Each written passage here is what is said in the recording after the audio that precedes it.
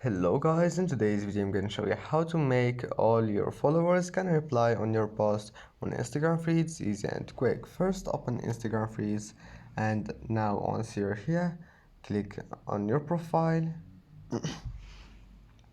and then go to any post you want like this one. Click these 3 points and then click who can reply, and here you will find your followers.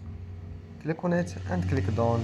Now refresh your page and make sure it's still for all your followers, and that's it. As you see, it will be saved, and I hope that can help you. And that's it for today's video. If you like this video, don't forget to like and don't forget to subscribe, and thank you for watching this video until the end, and see you in the next video.